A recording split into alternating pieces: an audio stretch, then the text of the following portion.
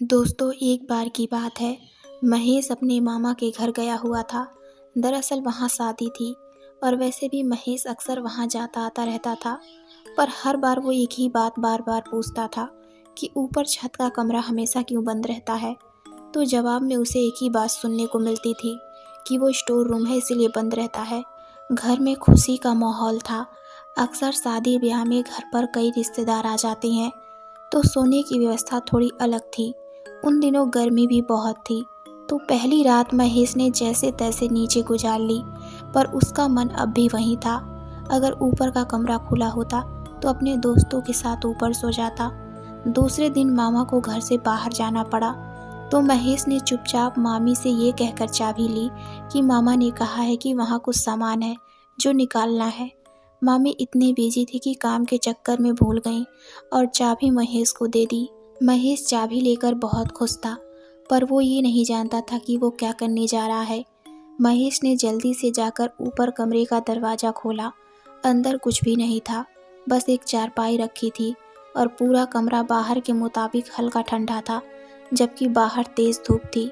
महेश अपने दोस्तों के साथ पूरा दिन उसी कमरे में रहा। कई बार तो उसके दोस्तों ने उसे बताया कि खिड़की बार बार अपने आप क्यों बंद हो जाती है, तो महेश ने कहा कि हवा से हो रहा होगा।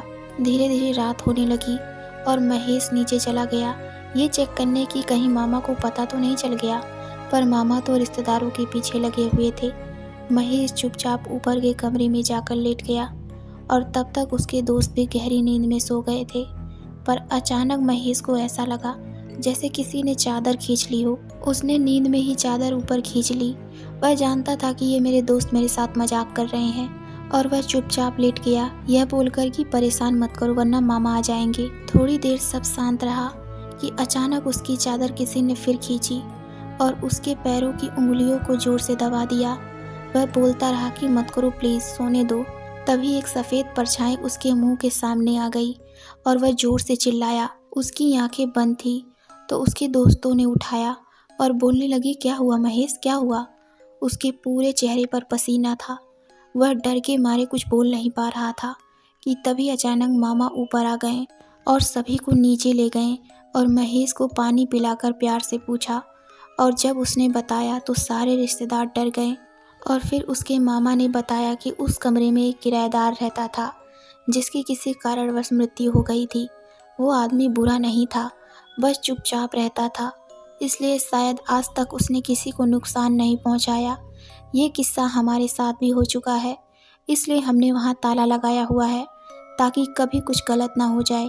दोस्तों, इसके बाद उसके मामा ने शादी हो जाने के बाद रिश्तेदारों के कहने पर वो कमरा तुड़वा दिया और उसका सारा मलबा शमशान में फिकवा दिया। तब से वहाँ सब ठीक है।